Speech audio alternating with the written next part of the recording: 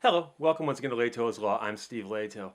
I hate to do too many videos in a row on the same topic, but I talked about lie detectors the other day, and I actually said in the video, I said simply mentioning lie detectors is a trigger. It's going to cause all kinds of people to react, but please listen to my point. And I made a point about how the police were using the polygraph on other police. And I simply thought that was ironic. And I said that was like the snake eating its tail. And I knew this was going to happen. I don't know why it surprises me when it does, but I got dozens and dozens and dozens and dozens of people who said, uh, lie detectors aren't admissible in court, right? It's because they're not reliable. You should know that. You're an attorney. And then I would ask these people in response, saying, well, what makes you an expert on lie detectors? How many polygraphers have you interviewed? How many books have you written on it? How many, articles have you written about it? Did you take classes on it? And people go, no, but everyone knows that they're not admissible in court because they don't work. They don't work. And that's not why they're not admissible in court. So I'm here to tell you the two primary things that everyone gets wrong about lie detectors, okay? And I'm again going to tell you, I know that when I mention the word lie detectors, there are already people commenting saying, they're not admissible in court. You should know that. You're an attorney. And I'm letting you know right now, the comment section under this video will remain open until someone says, but lie detectors are inadmissible in court. The second someone posts that, I'm going to turn off the comments and put it in the description and say, here's how far we made it, people.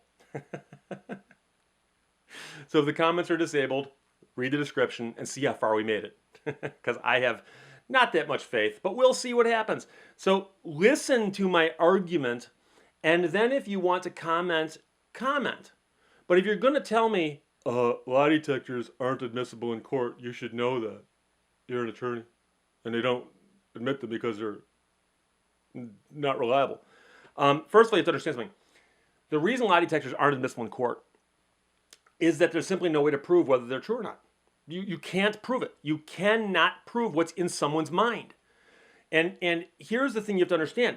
If a lie detector could be proven to work 100%, let's suppose that we're in some fantasy science fiction realm, okay? And we could actually prove that lie detectors worked. They still wouldn't be admissible in court. Okay? But let's back up first and understand something. Most science that we call science can be proven in some way. And in fact, the attorneys in the audience know that the Supreme Court's addressed the admissibility of opinion evidence based on scientific knowledge and what the standards are. I'm not going to get into that because it's too complicated for my lay audience, which sounds dirty but isn't.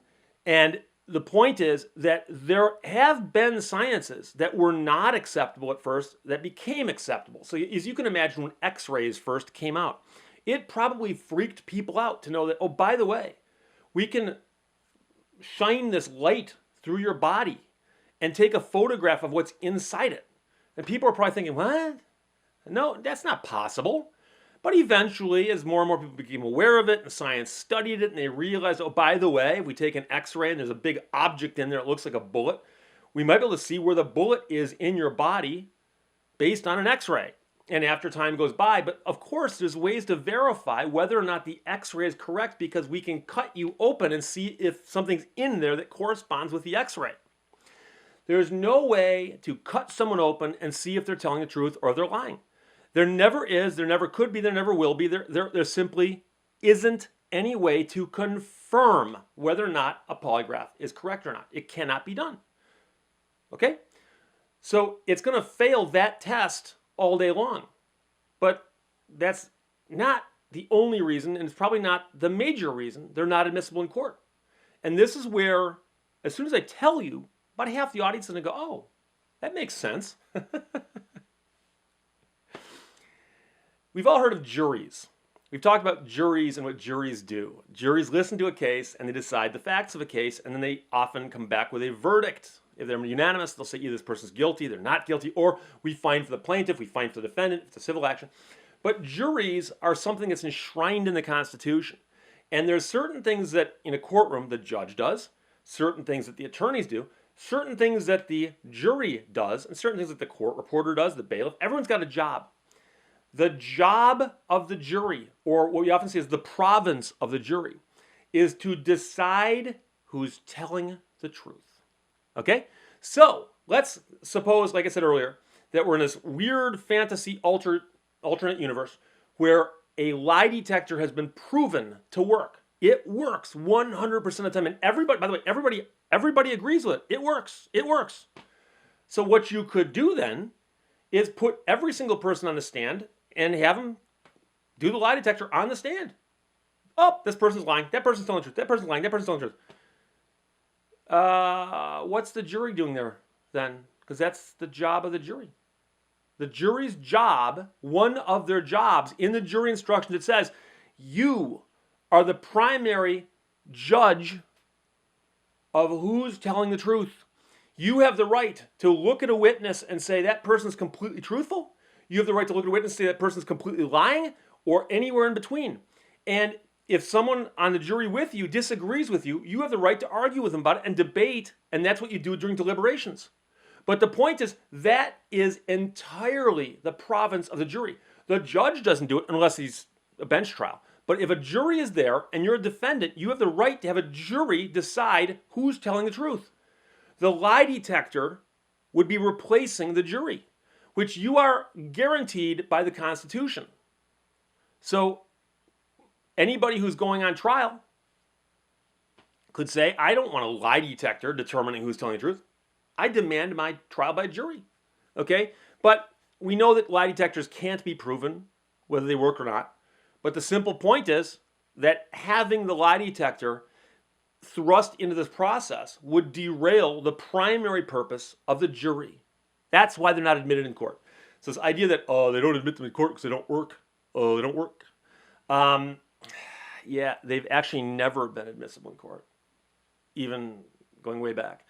And when they were invented, 1920s, 1930s, when they first started developing them, nobody ran to court and said, hey, let's try to get this thing in court. And they said, well, you can't do that because it doesn't work. And then what? They came back every few years, oh, you still can't use it. It doesn't work. No, as far as I know, they've never been admissible in court. And they've never been admissible in court because they simply would be doing the job of the jury, which the jury does. So that's the real point, is that whether or not they're correct or accurate or not, they have no place in a courtroom. They don't. Now, do they have a place in an investigation by the police, for instance? And I would say they do. Now, I've had a strikingly large number of people claim that they've sat through lie detectors where they've beaten them. Or they say, I took a lie detector and it said I failed and I'm innocent. I know I'm innocent. So, Steve, you're wrong because I failed a lie detector and I know I'm innocent. You can't say I was ratted out by the lie detector. I know I'm innocent. To which I say, and I said this to several people, I said, were you told that by a police officer that you failed? And they said, yeah. And I say, I've done entire videos on how the police are allowed to lie to you. Why do you suddenly trust the police when they're calling you a liar? You know they lie to you at the roadside. You know they lie to you everywhere else. And yet when you take a lie detector test and you pass it and he goes, you failed, you believe him? Why would you believe him on that but nothing else? It's crazy. And so that shows you, among other things, the actual power of a lie detector. Because people believe that the guy, he got it from, no. Here's what often happens. Someone gets picked up for a crime. And it's a crime of no witnesses or he said, she said, or something about it. Who knows? And the cops go, you want to take a lie detector test? You want to take a polygraph? And you say, thinking about it. And they go, well, it's not admissible in court. It's just something we use as an investigative tool. So you go, it's not admissible in court. Interesting. So you go, sure, I'll sit for it.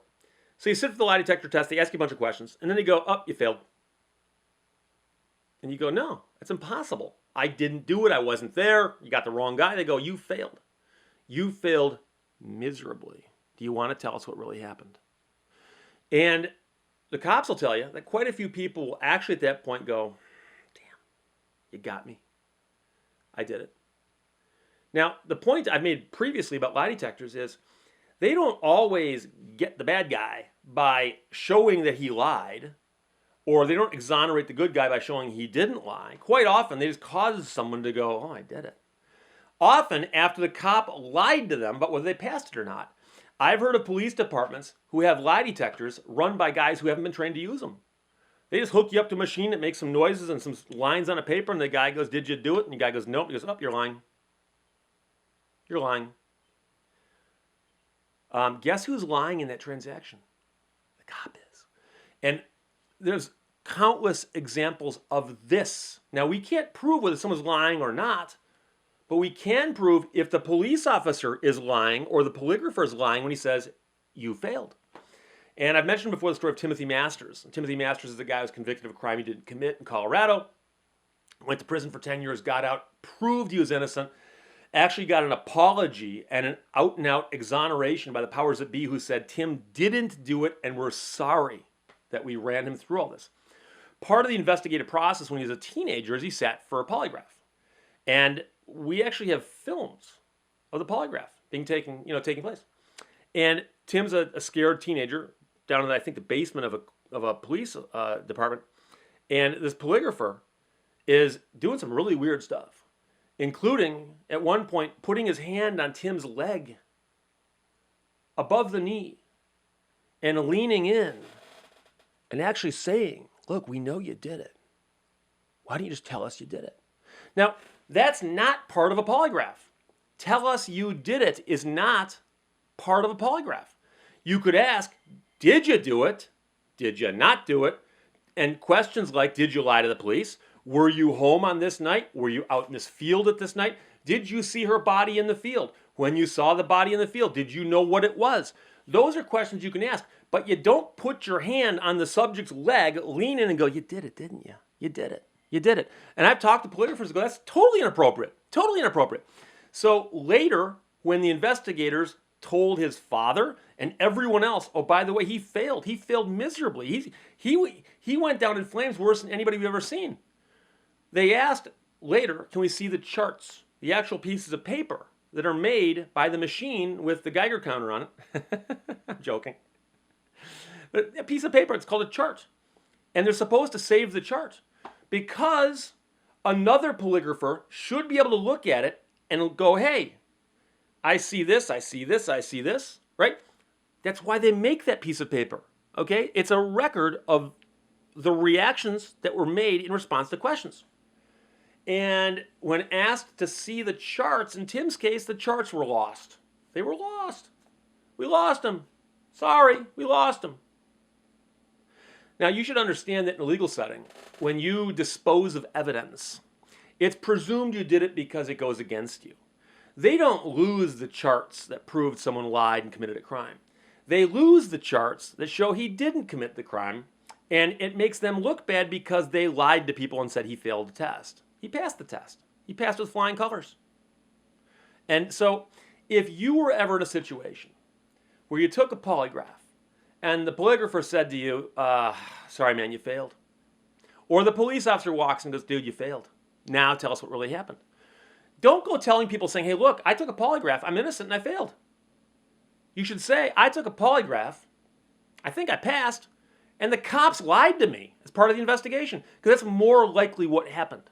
Okay? So the odds that you failed a polygraph and the cop was telling the truth when he says you failed the polygraph just shows that you've temporarily forgotten that one little thing.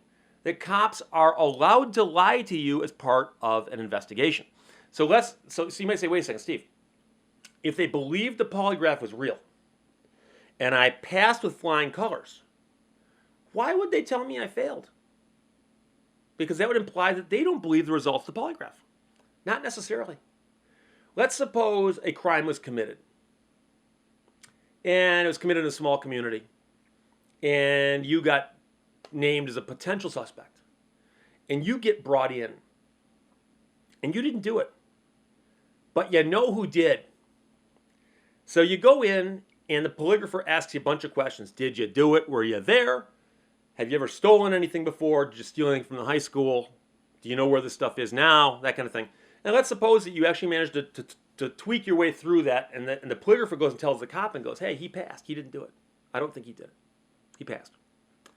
Cop now walks in and goes, "Dude, you failed. You failed miserably. A couple questions you failed on so bad I might just arrest you right now." You might at that point go, "Okay, dude, I didn't do it, but I know who did. And suddenly this, snitches get stitches stuff goes out the window because you're the one who's in the police station with the bright lights in your face. Possibly the video camera pointed at you. And a cop is going, look, you failed a polygraph. You're going to jail unless you come clean right now. You might come clean and go, I didn't do it, but I know who did. Because remember, the police officer's job, in theory, is not to arrest you. They don't get an assignment that morning goes, go arrest this guy. Just go arrest him. No, the assignment is solve this crime and arrest the person who committed the crime. So when he's got you strapped to a machine and he's telling you just failed a polygraph, he's got nothing against you personally, most likely. He's doing it because he's trying to solve a crime. And he's thinking you might give him the information he needs, and it might be that you know who did it.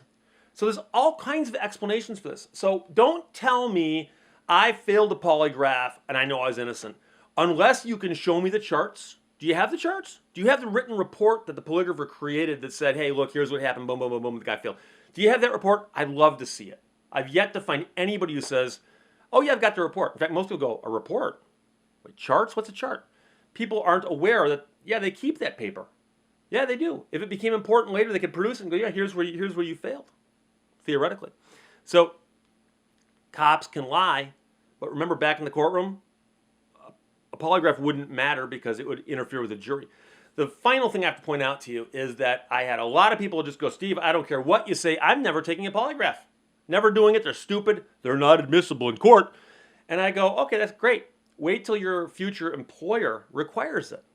See, there are some jobs out there that will require you to take a polygraph.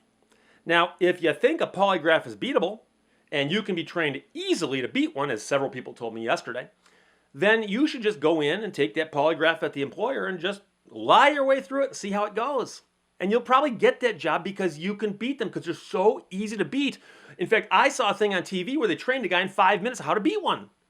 So go back and watch that TV show and go in and apply for that good job and just bluff your way through the polygraph and see how it goes. And you'll be right. Prove me right. And call me up or email me or message me later and go, Steve, I just got a job at a high government place or something like that where I had to go through a polygraph and I beat it. Ha ha ha.